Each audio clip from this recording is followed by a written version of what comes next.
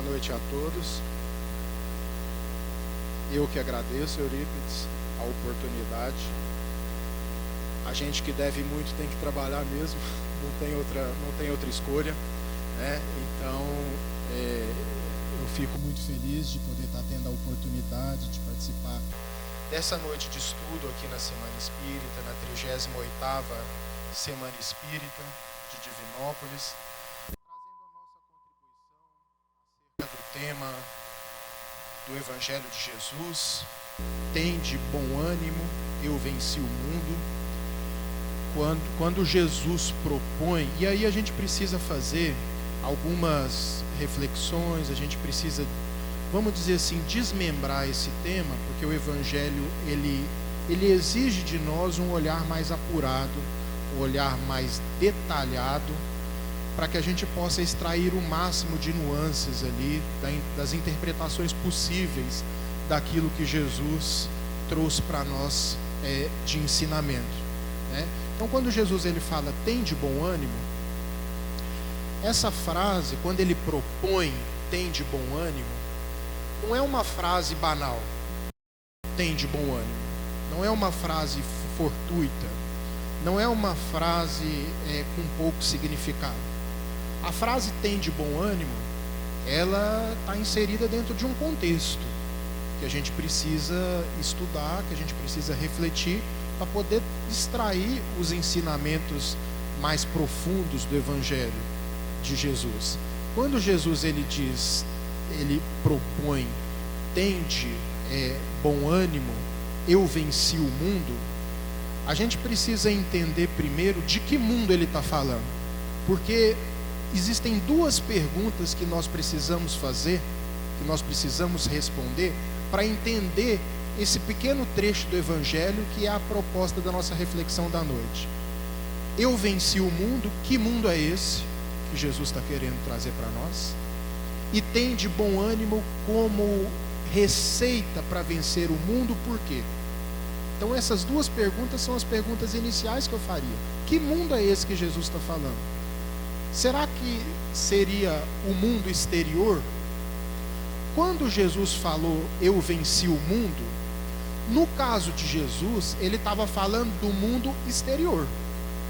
Certamente Jesus ele estava falando do mundo exterior, porque o mundo exterior, ele é marcado por violência, por perseguição, por abandono, por traição, por guerra, por fome. Isso são todas características do mundo externo, do mundo exterior. No tempo de Jesus, essas características do mundo exterior que eu citei, elas eram muito presentes na sociedade. Por quê? Porque a sociedade da época de Jesus era uma sociedade ainda com poucos valores morais interiorizados. A gente sabe que o cristianismo que ele veio potencializar os valores da consciência humana. Mas no tempo que Jesus trouxe os seus ensinamentos, ele ainda pegou um ambiente social muito primitivo, muito violento, muito marcado por fome, por escassez, por abandono, por todas essas questões que eu citei para vocês, que marcam o mundo exterior. Então, quando Jesus ele fala, eu venci o mundo, e esse episódio do Evangelho é bem específico daquele momento em que ele reúne os seus apóstolos, e ele está ali nas vésperas do seu martírio, de passar pelo processo de crucificação.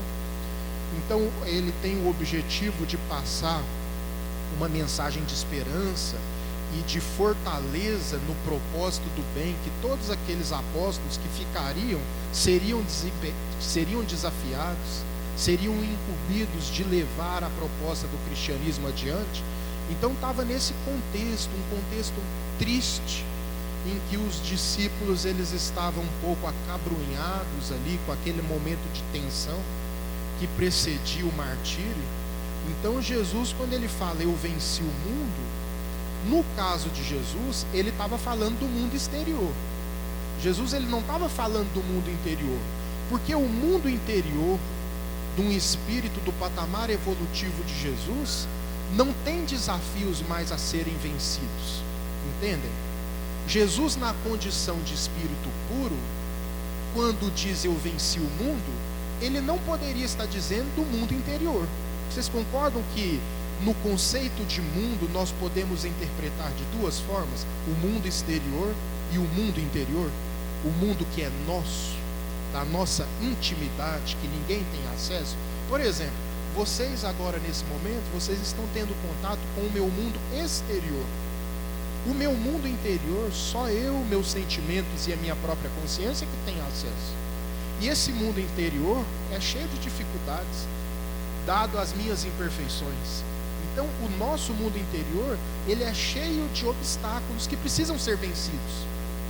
Quando Jesus ele diz eu venci o mundo, logo ele não estava falando desse mundo interior. Eu, no caso, Jesus, venci o mundo. Então, objetivamente, ele estava falando sobre o mundo exterior. Os desafios que marcavam o mundo exterior. Porque disse e repito, o mundo interior de Jesus era um mundo que já atingira um patamar de pureza que não apresentava mais para o espírito nenhuma barreira a ser transposta, no sentido de vencer barreira, porque senão ele não estaria aqui dando o exemplo para todos nós, como o espírito puro, como o espírito angelical. Então Jesus ele estava falando do mundo exterior, porém, quando ele fala isso, consciente de que esse ensinamento ficaria ao longo do tempo presente na humanidade, ele já tinha consciência de que a interpretação de mundo seriam duas para os estudantes do Evangelho. A interpretação do mundo exterior, que precisa ser vencido nos desafios que eu citei para vocês e tantos outros que existem no mundo exterior, mas também abrem margem para uma interpretação de vencer o mundo interior e as nossas imperfeições e todas as dificuldades que marcam a nossa caminhada evolutiva. Então, eu venci o mundo retrata para nós uma perspectiva de luta no bom sentido, uma perspectiva de combate, aquele bom combate que Paulo de Tarso se referia, do mundo interior e das nossas dificuldades oriundas desse mundo interior. Então, nesse sentido, a gente entende que vencer o mundo é um desafio de todos nós. Vencer o mundo é um desafio de todo o espírito encarnado no planeta e aqueles também que se encontram desencarnados, porém com o psiquismo ainda vinculado à nossa esfera evolutiva. Mas Jesus acrescenta, tem de bom ânimo. Quando Jesus ele acrescenta tem de bom ânimo, é porque o bom ânimo seria a receita para vencer esse mundo? Será que o bom ânimo seria a receita para vencer o mundo que Jesus estava se referindo? Porque vencer o mundo não se trata apenas do mundo exterior e as dificuldades do mundo exterior, e também as dificuldades do mundo interior. Trata-se também das dificuldades do mundo interior. E Jesus ele coloca a receita do bom ânimo. Bom ânimo para se vencer o mundo seria um sentimento indispensável para todos aqueles que almejam ser bem-sucedidos nessa batalha de vencer o mundo exterior e o mundo interior. Mas por que a gente coloca como um bom ânimo, como sendo uma receita indispensável para esse tipo de reflexão? Porque para que a gente possa vencer o mundo interior, nós precisamos renová-lo. O mundo interior, que caracteriza cada um de nós, ele precisa ser renovado. Ou a gente pode falar que está tudo bem, que nenhuma modificação no sentido moral, no sentido de transpor o nosso orgulho, transpor o nosso egoísmo, precisa ser feita. Então, existe muitas questões que precisam ser vencidas no mundo interior, correto? A renovação desse mundo interior, ela guarda muitas dificuldades. Quando nós falamos de superar as nossas dificuldades internas, nós estamos falando de muitas dificuldades que serão encontradas. Se eu não tiver bom ânimo nessa caminhada de renovação do mundo interior, de renovação dos meus pensamentos, eu simplesmente desisto. Eu simplesmente desisto. Então, o bom ânimo, ele seria o antídoto para a constância no trabalho de renovação. Todo mundo que está engajado num serviço de reforma íntima do mundo interior e que visa vencer o mundo interior, ele precisa muito mais de constância do que de intensidade. A constância, ela é muito mais importante do que a intensidade. Se o indivíduo não tem bom ânimo, ele não tem constância. Ou seja, olha a sabedoria que Jesus propõe para nós dentro dessa psicologia do Evangelho. A constância e o bom ânimo, eles caminham juntos. E o bom ânimo é diferente de empolgação. Vocês concordam comigo? O bom ânimo, ele é muito diferente de empolgação. O ânimos é uma coisa que vem de dentro. É uma coisa que vem da transformação do ser. A empolgação não.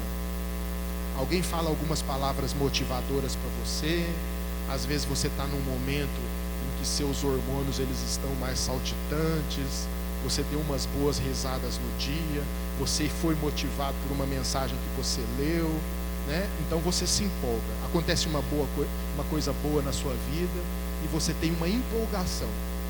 Essa empolgação, ela pode te levar a momentos de intensidade naquilo que você se propõe a fazer. Mas ela não necessariamente vai te levar a uma constância no trabalho que você se propõe a fazer. Porque o trabalho que você se propõe a fazer, nesse sentido interior, ele reclama constância. Tem uma fala na filosofia que ele diz o seguinte, é muito mais importante, o homem se prova muito mais bom pela constância do que pela intensidade. Muito mais bom pela constância do que pela intensidade. Então, essa constância que o bom ânimo provoca é aquilo que Jesus teve a concepção de motivar nos seus apóstolos, a fim de que eles não perdessem a motivação no trabalho de enfrentamento com o mundo interior e nos desafios do mundo interior. Ele já tinha essa visão, porque ele sabia que logo após a mensagem do Evangelho estar instituída no planeta, a própria mensagem do Evangelho passaria por muitos desafios. Eu me arrisco a dizer que se não fosse, por exemplo, o trabalho do apóstolo Paulo, né, o cristianismo ele já teria sido distorcido bem antes do que foi na Idade Média, por exemplo, que a gente sabe que o Evangelho passou por muitas distorções e que depois de um tempo é que o resgate da pureza do Evangelho veio com o advento da doutrina espírita. Então nós sabemos que se não fosse o trabalho do apóstolo Paulo, que precisava ter um ânimo para as adversidades que ele estava enfrentando, o cristianismo ele não teria se perdido, mas ele teria se distorcido naqueles momentos iniciais que o apóstolo Paulo se propôs a erguer a bandeira do Evangelho para poder instituir um serviço de renovação efetiva entre os homens na terra. Então, a vida do apóstolo Paulo ela é até muito significativa para nós, porque o Paulo ele teve que ter um bom ânimo muito presente na sua vida, porque os desafios do mundo exterior e do mundo interior eram muito presentes na biografia do Paulo. Quem já leu o livro Paulo e Estevão sabe do que eu estou falando. As perseguições do mundo exterior e o reflexo do antigo Saulo sujigando a consciência daquele novo discípulo que se tornara Paulo. Tanto é assim que em muitos momentos do livro Paulo fala: Saulo, Saulo, por que me persegues? Ou seja, ele estava em processo de vencer o mundo interno também.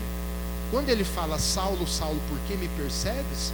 É claro que ele estava falando daquele aspecto sombrio existente na figura do próprio Paulo que ainda não tivera sido superado. Então, se ele não tivesse um ânimo muito forte, esse trabalho logo ele esbarraria no desânimo de alguém que começa com a intensidade, porém ele não tem a constância necessária. Então, quando nós vamos partindo para esse tipo de reflexão, a gente percebe que a fala de Jesus não é uma fala bobinha, não é uma fala fortuita e banal. Ela tem um significado profundo na psicologia do ser, né? Essa proposta de renovação pelo bom ânimo, ela é muito significativa para nós, porque todo trabalho que ele é muito difícil no mundo exterior, ele é muito desafiador, é muito fácil que a gente desista. Às vezes você vai começar num trabalho, está muito difícil, aquele trabalho que você começou e tal, você pensa em todo momento a desistir, não é isso que acontece? Quando alguma tarefa no mundo exterior, ela apresenta muitas dificuldades, quem que não pensa em desistir? Quantos de nós já não começamos uma tarefa, seja ela voluntária ou seja ela remunerada, e pelas dificuldades, o pensamento de desistência não vem direto na cabeça? No mundo exterior não é assim? Por que no mundo interior seria diferente? Todos nós que estamos engajados num trabalho de reformulação dos nossos sentimentos, a gente também vai encontrar momentos em que a gente vai pensar em desistir, né? E a gente vai se acomodar sobre as nossas imperfeições. Esse processo de acomodação é que o bom ânimo não permite que aconteça, né? Então, a constância para que a gente possa estar sempre lutando, sem a desistência que as primeiras dificuldades nos impõem, ela é de fundamental importância, desde que ela esteja respaldada no bom ânimo que Jesus propõe para nós no Evangelho de João, capítulo 16, versículo 33. Jesus, ele diz: tenho-vos dito essas coisas para que em mim tenhais paz. No mundo tereis aflições, mas tende bom ânimo, eu venci o mundo. Essa é a fala mais completa que esse versículo abarca, né? Tenho-vos dito essas coisas para que em mim tenhais paz. Em mim tenhais paz. Olha só que interessante essa reflexão. Quando Jesus diz, tenho-vos dito essas coisas para que em mim tenhais paz, é justamente para que a gente possa fugir desse comodismo de uma falsa paz que o mundo nos apresenta. Então, quando nós nos acomodamos no mundo exterior e no mundo interior, nós podemos ter uma falsa sensação de paz e de tranquilidade. Não é a paz de Jesus. A paz de Jesus é uma paz ativa, porque Jesus, ele diz: eu vos deixo a minha paz, eu vos dou a minha paz, não vou lá dou como o mundo a dá. Então tem uma grande diferença entre a paz do Cristo e a paz do mundo, porque a paz do mundo, ela vem muito com conforto material. Agora, nem sempre o conforto material significa o conforto da consciência, correto? Então, o conforto material é a paz do mundo, nós não podemos confundir. A gente não pode confundir, minha vida ela está em paz, está tudo tranquilo, baseado na paz que o mundo nos oferece através do conforto da vida material. A paz de consciência é uma paz completamente diferente. Porque muitas vezes a gente acha que está tudo bem, não está. Eu estou simplesmente acomodado. Eu estou simplesmente sentado sobre as minhas imperfeições, porque não me interessa o trabalho de escavucar a minha intimidade para poder extrair beleza no sentido da minha transformação pessoal. Desde que eu tenha atingido a paz do mundo, eu me dou por satisfeito. Isso não é bom ânimo. Essa é uma paz muito falsa. Por quê? Se a gente for estudar o caso de André Luiz, ele se surpreendeu tanto no mundo espiritual, porque segundo a concepção dele, a vida dele estava tudo bem. Ou seja, André Luiz, quando ele estava encarnado, ele desfrutava da paz do mundo. André Luiz desfrutava da paz do mundo. Por que ele foi surpreendido pela própria consciência no mundo espiritual? Porque a paz de consciência ele não tinha. Ele tinha adquirido o conforto da vida material, porém aquele conforto e aquela paz era uma paz falsa. era uma paz que levou André Luiz a se acomodar sobre as suas imperfeições. Então ele foi fortemente surpreendido na vida real, que é a vida espiritual.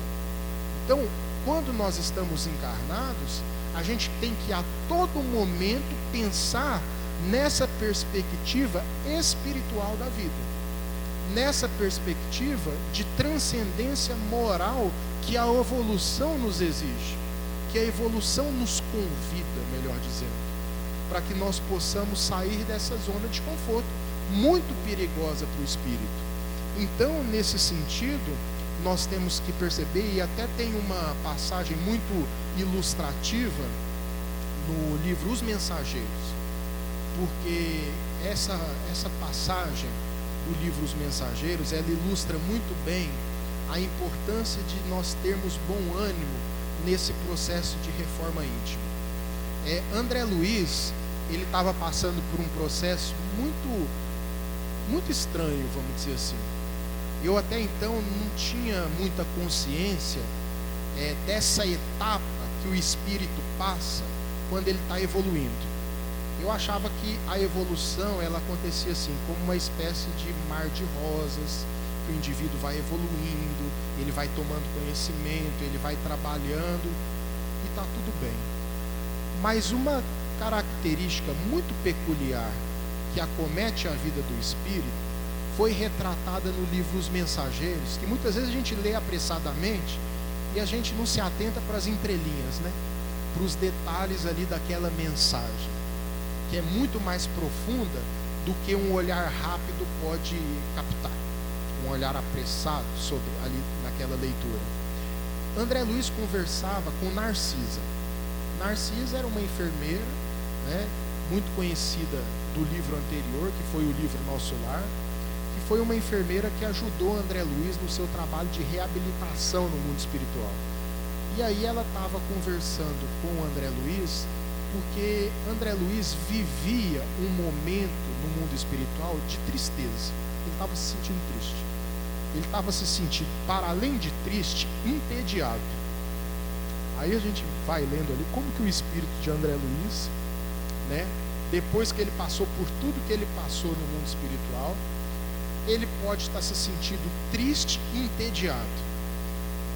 E aí o André Luiz, conversando com a própria consciência, ele dizia para si mesmo: eu não me interessava mais, nesse momento em que ele estava passando por esse momento de tédio e de tristeza, por assuntos menos dignos, de natureza inferior. O relato dos enfermos das câmeras de retificação não me interessavam mais. As conversas triviais, que muitas vezes eram travadas ali nas vias de Nosso Lar, não chamavam mais a atenção de André Luiz. Ele perdera totalmente o interesse para com os assuntos do mundo. Olha que interessante, André Luiz perdera totalmente o interesse para com os assuntos do mundo. E essa perda de interesse de André Luiz tinha levado ele a um momento assim de tédio, de uma espécie de vazio existencial. E aí Narcisa, conversando com André Luiz, diz para ele uma coisa muito significativa que ficou gravada no meu pensamento e que eu trago aqui para a reflexão de todos. Ela diz o seguinte: o seu coração, meu amigo, é uma taça iluminada nos primeiros raios do alvorecer divino. O seu coração é uma taça iluminada nos primeiros raios do alvorecer divino. Mas o seu coração se encontra vazio para tudo aquilo que é do mundo, mas que preencheu durante séculos, mas que o preencheu durante séculos consecutivos. O que ela estava querendo dizer? O coração de André Luiz estava começando a se iluminar. E esse coração que estava começando a se iluminar, ele tinha se esvaziado de tudo e quanto é tipo de situações do mundo, reflexos do mundo material. Reflexos do mundo material.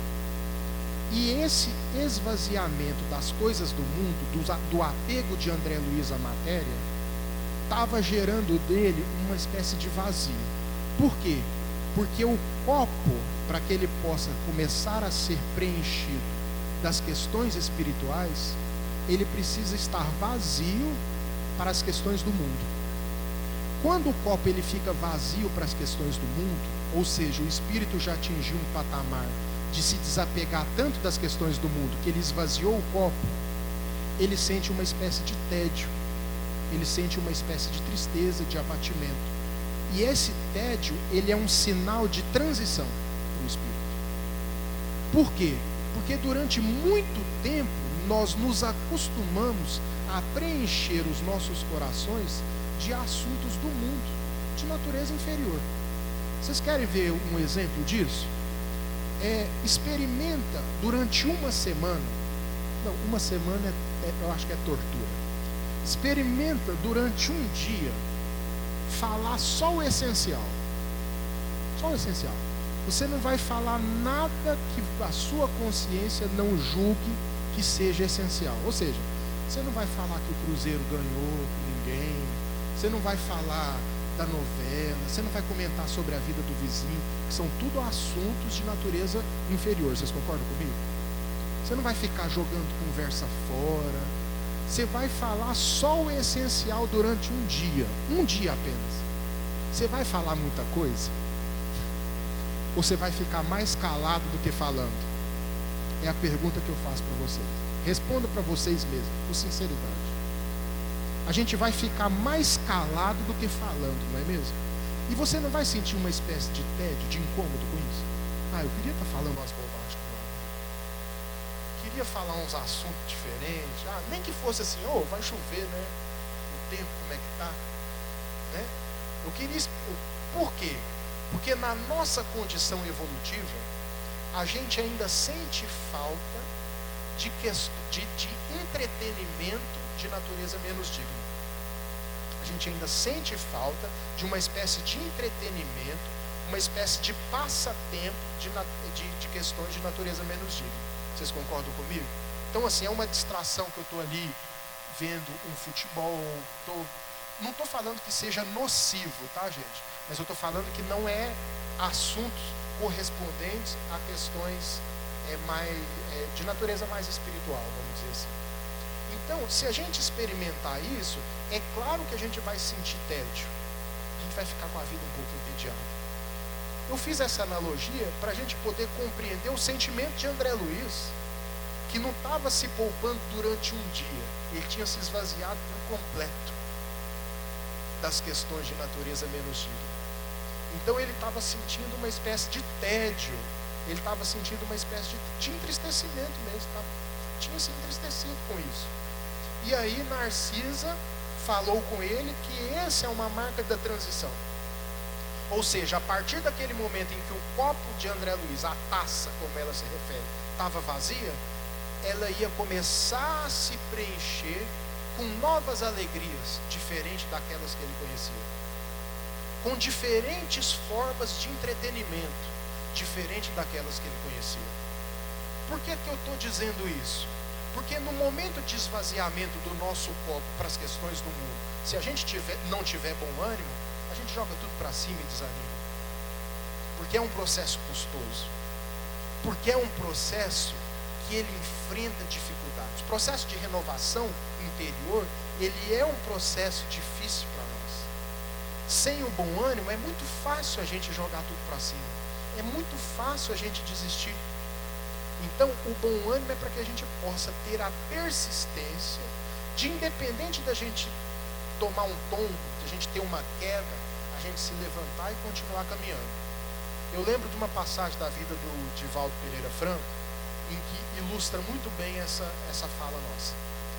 Ele estava muito desanimado de fazer palestra, de se colocar para a exposição, de levar conhecimento, porque ele estava se sentindo desqualificado moralmente. Já viram isso? Às vezes a gente não vai fazer um trabalho porque a gente se sente desqualificado moralmente. Gente, se eu fosse pensar muito nisso, eu também não estaria. Se o Divaldo pensou isso, coitado de mim, né? Então, quer dizer, a gente ainda encara o trabalho como sendo assim uma espécie de condição de santidade. Não é.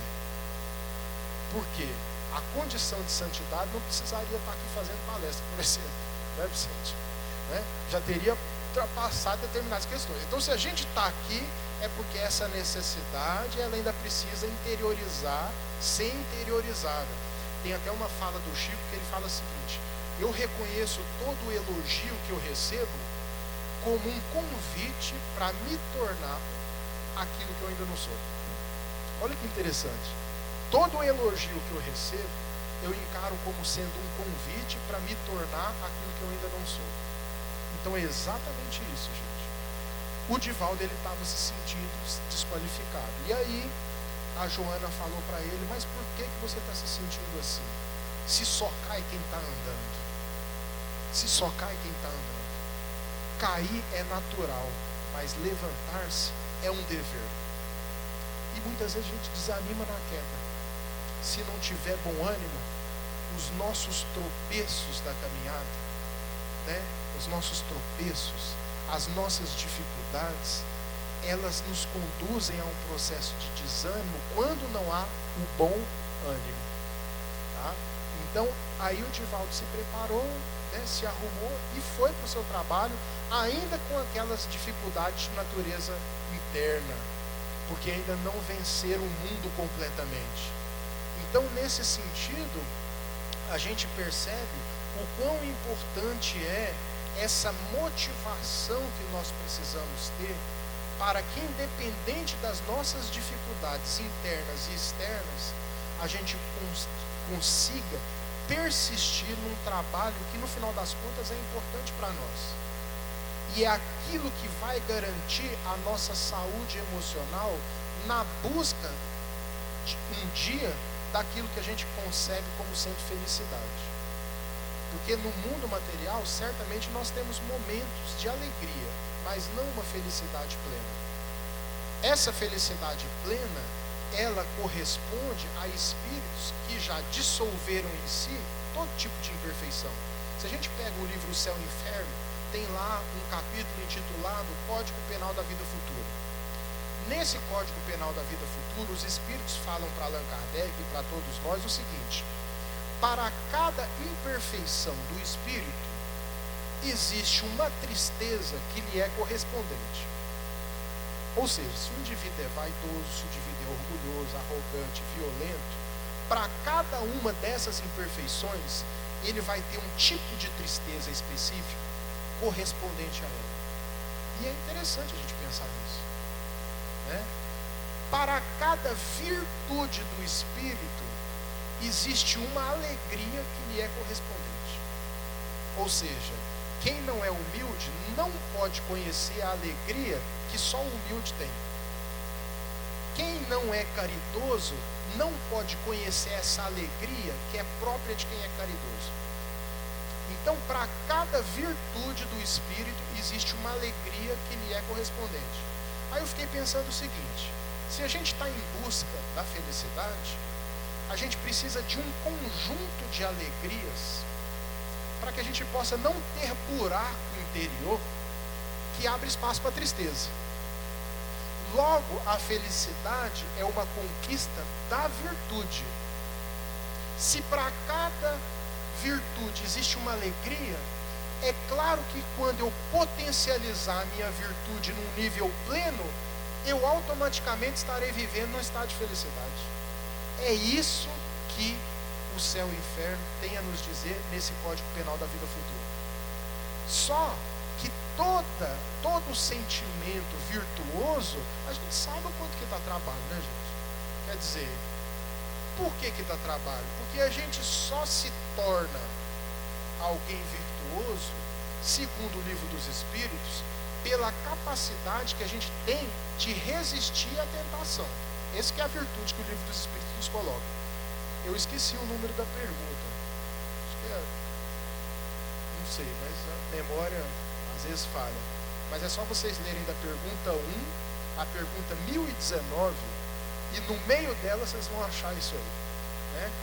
E aí, o que acontece? Lá está falando o seguinte, que a virtude, ela é uma resistência, ela é uma capacidade de resistir ao mal. Uma capacidade de resistir ao mal. Olha que interessante. Quer dizer, o homem virtuoso não é o homem santo. Não é o homem santo. Porque o homem santo, ele precisa resistir. O espírito puro, ele precisa resistir? Ele não precisa resistir. Porque ele já atingiu um patamar em que os desafios que são nossos não os acometem mais. Só que como nós estamos nessa construção e nessa caminhada, nós precisamos desse exercício virtuoso de resistência a qualquer tipo de arrastamento do mal, para que a gente possa solidificar as nossas virtudes. Então, por isso que a conquista da felicidade é uma conquista que passa pela reforma íntima. Porque senão, tudo aquilo que nós desfrutarmos longe desse caminho, longe dessa proposta, será pura ilusão de ótica, proporcionada pelo mundo das ilusões que nós vivemos. Então, essa reflexão, ela é de fundamental importância para nós entendermos o tema e para nós entendermos a importância do bom ânimo em momentos desafiadores da nossa vida, correspondentes ao mundo interno e ao mundo externo. Essa dinâmica evolutiva que o espírito precisa perceber é o ponto de partida para que ele possa, devagarzinho no cotidiano, ele começar a valorizar determinadas situações que muitas vezes ele desvaloriza, e ele perde espiritualidade, conquista de espiritualidade com esse fechar dos olhos para questões importantes que ele vive no cotidiano e que pode oferecer para ele elementos de crescimento espiritual. Geralmente a gente despreza. Geralmente as situações do cotidiano que nos oferecem elementos de crescimento espiritual, nessa conquista virtuosa para que um dia nós possamos galgar a felicidade, é um professor ignorado por nós, como já dizia Khalil Gibran lá no livro Profeta. A gente costuma ignorar esses professores que nos trazem mensagens da vida cotidiana e que nós precisamos valorizar e não valorizamos. Porque o nosso lar, o prefácio de Emmanuel, ele tem uma frase que é muito significativa para nós. Logo no final do prefácio, Emmanuel diz o seguinte: nos nossos domínios de fé, nós precisamos muito do espiritismo e do espiritualismo, mas nós precisamos muito mais de espiritualidade. Ou seja, Emmanuel diferencia espiritismo, espiritualismo e espiritualidade. Porque você pode ser espiritualista, você pode ser espírita e não ter espiritualidade. Você pode ser religioso e não ter religiosidade. A espiritualidade e a religiosidade a gente conquista no cotidiano. É por isso que eu estou falando da valorização dos pequenos acontecimentos do cotidiano. Algum contratempo que você se exaltou mais do que deveria, um teste que um familiar te coloca, ali você precisa lidar com aquela situação da melhor forma possível.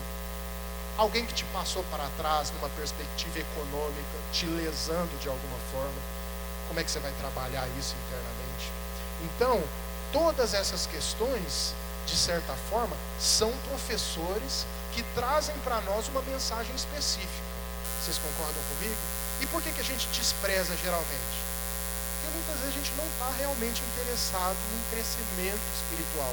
As questões do mundo falam mais alto ainda. É um treinamento, é um processo que nós precisamos interiorizar aos poucos nessa escola que nós estamos inseridos.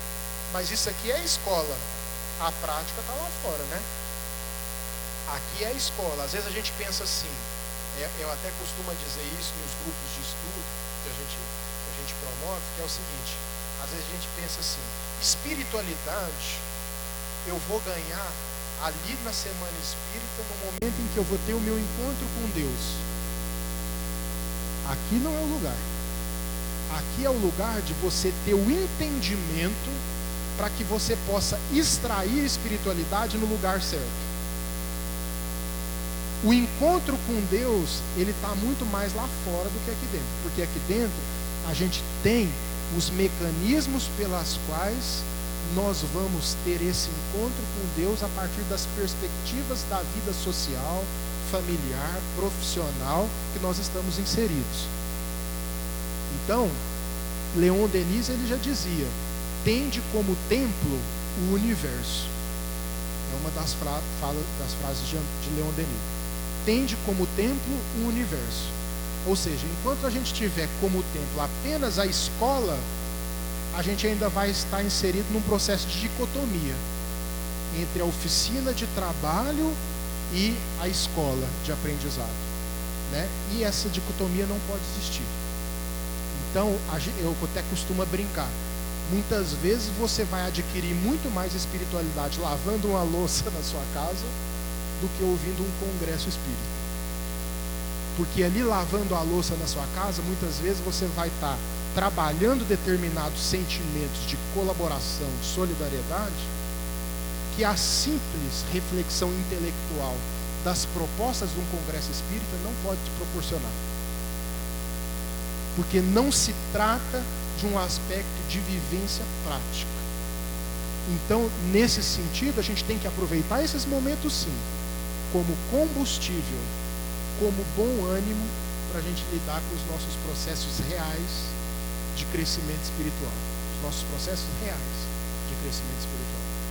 Para que a gente possa lidar com os desafios internos e vencer o mundo interno de uma perspectiva menos dolorosa do que um caminho diferente a esse do bom ânimo e da proposta que o Evangelho nos coloca como sendo uma proposta de vida. Uma proposta, inclusive, de vida abundante. Lá no capítulo 10, versículo 10 do Evangelho de João, Jesus nos diz: eu vim para que tenhais vida e vida em abundância. O que é a vida em abundância? A vida em abundância, na perspectiva cristã que Jesus nos coloca, é uma vida de abundância material? É uma interpretação, a meu ver, equivocada. A vida em abundância que Jesus nos diz é uma vida de abundância na capacidade do espírito extrair riqueza espiritual das suas vivências cotidianas. Ele ter esse olhar de ver um desconforto de um filho com dificuldade para dormir e você cansado, querendo dormir também, você vê aquele desconforto e você tentar amenizar aquele conforto, né, superando o seu cansaço daquele momento, como uma perspectiva de engrandecimento espiritual, sem deixar com que sentimentos te alterem a sua capacidade de sacrifício, a sua capacidade de interiorizar a brandura necessária em determinados momentos, a dedicação. Porque fora isso, gente, é intensidade de momento, não constância que o cotidiano nos pede. O cotidiano nos pede constância, né? Agora a empolgação muitas vezes é intensidade. Intensidade é paixão, vamos dizer assim. Constância é amor. Então a gente precisa da constância para que a gente possa desenvolver esse sentimento de amor. Intensidade é empolgação, é momento. Constância é amor, é dedicação. E o bom ânimo se torna imprescindível nesse momento, para a gente poder lidar com esses desafios. Eu estou falando até agora dos desafios internos, gente, mas tem os desafios externos também. Nem vai dar tempo da gente falar, mas tem os desafios do mundo, né? Que eu vou tentar sintetizar para vocês. Existem muitos desafios que não necessariamente são desafios internos diretamente. É claro que nós estamos reencarnados num mundo com tantos desafios externos, pelo fato do nosso mundo interno vibratoriamente ainda se sintonizar com esse mundo, senão nós não estaríamos aqui. Mas existem muitas contingências, muitos fatores contingenciais que são de um mundo de expiação e provas e as suas dificuldades. Quer dizer, não tem relação muitas das vezes, com essas questões internas? São questões do próprio mundo, né? Às vezes o espírito vai sofrer determinadas dificuldades do mundo exterior, que pode também o abater, o desanimar, se ele não tiver esse preventivo do bom ânimo, né? São as dificuldades que a gente chama de dificuldades contingenciais, porque nem tudo está atrelado à questão da expiação e prova, tá, gente?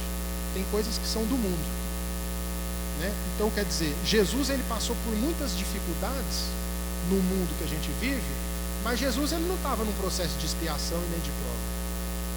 Ele passou as dificuldades por quê? Porque a condição do mundo, a própria condição do mundo de expiação e provas, ela oferece algumas dificuldades que são contingenciais. E a gente precisa ter essa destreza para lidar com essas dificuldades, a fim de que muitas das vezes a gente não desenvolva o sentimento de revolta, tá? O Evangelho segundo o Espiritismo, lá no capítulo 5, Bem-aventurados os aflitos, tem uma lição que diz o seguinte: bem e mal sofrer. O mal sofrer é quando nós passamos pelos desafios da vida e nós nos revoltamos com ele, nos revoltamos conosco mesmo, nos revoltamos com Deus. Porque existe a revolta com Deus, né? Às vezes a gente também, quem não se revoltou com Deus em algum momento? Então existe essa revolta, né? Que muitas vezes a gente tem por questões que são do mundo, né? Então, essa questão, quando a gente fala do bom ânimo e do bem sofrer, é para que a gente possa ter um preventivo contra essa revolta, que muitas vezes nos impede do amadurecimento que a gente precisa desenvolver nas nossas vivências cotidianas, um amadurecimento, né? Porque no final das contas, será que podemos dizer, como o apóstolo Paulo dizia, quando era criança, pensava como criança, falava como criança, agia como criança, quando atingi a idade adulta, abandonei as coisas próprias de criança? Será que a gente pode pensar desse jeito? Paulo não está falando de uma idade cronológica, fisiológica. Paulo está falando de uma idade espiritual. Então, será que nesse sentido do amadurecimento nós já podemos falar isso? Quando cheguei à idade adulta, abandonei as coisas próprias de criança? Não, a gente ainda dá birra, a gente ainda tem muita revolta, não aceitação, questionamentos infundados, buscamos muitas vezes o menor esforço. Isso ainda faz parte da nossa condição, né? Então, o bom ânimo, ele também serve para que a gente possa ter uma perspectiva de amadurecimento diante das nossas experiências. Tem até uma fala no livro 50 anos depois, do Francisco Canto Xavier, pelo Espírito Emmanuel, que ele diz o seguinte, que a verdade, para ela ser entendida, ela precisa ser tratada por corações da mesma idade espiritual. Isso é interessante. A verdade, para ela ser entendida, ela precisa ser tratada por corações da mesma idade espiritual. Interessante, porque a idade espiritual não é uma idade cronológica, no sentido temporal que o espírito foi criado. Não necessariamente. Porque a gente sabe que até na vida física, tem gente que envelhece do ponto de vista físico, mas não amadurece. Concorda comigo? E tem muitas pessoas que são novas e que já têm uma mentalidade amadurecida. Então, no sentido espiritual, não é diferente. Quando a verdade ela precisa ser tratada pelos corações da mesma idade espiritual, esse amadurecimento, essa idade espiritual que os espíritos se referem, é uma idade espiritual correspondente ao amadurecimento de cada espírito, independente do tempo dele. Ou seja, para que ele possa amadurecer, ele precisa aproveitar a experiência satisfatoriamente, independente dessa experiência ter sido mais longa ou ter sido mais curta.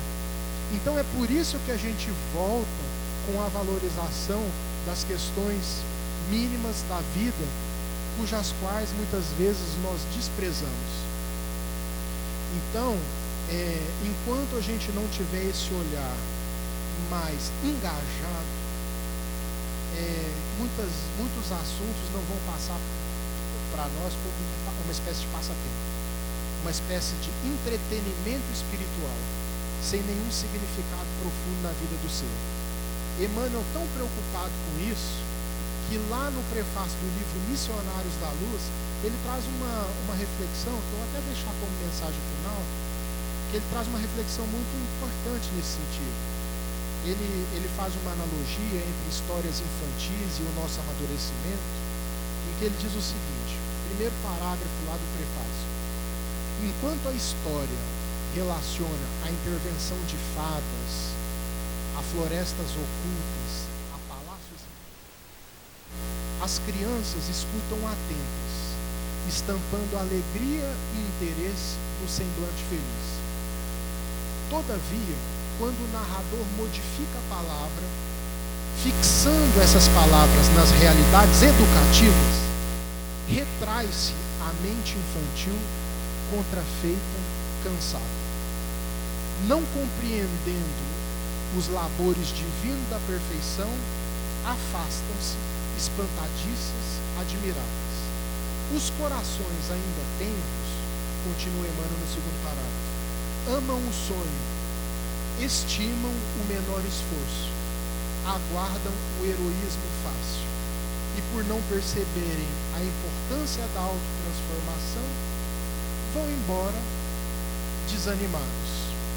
Contudo, a verdade lhes aguarda e se revela gradativamente, sem ruídos espetaculares, com serenidade de mãe. O que ele está querendo dizer? Que muitas vezes o entretenimento que o mundo nos oferece nos chama a atenção, a semelhança da história de fada prender a atenção da criança. Falta de amadurecimento, ele está dizendo. Porém, quando o narrador muda a palavra e coloca a educação, a gente não quer saber, se afasta, desinteressado. E aí ele alerta de uma maneira muito sutil para o perigo desse afastamento. Contudo, a verdade se lhes revela, e Chico Xavier já dizia, a desilusão é a visita da verdade. Às vezes esse afastamento vai servir como o filho pródigo, que teve que ter um processo de desilusão para voltar. Então Emmanuel continua, mas a verdade se lhes revela gradativamente, sem ruídos espetaculares, com serenidade humana. E ele está querendo dizer, você pode até correr para a história encantada do mundo.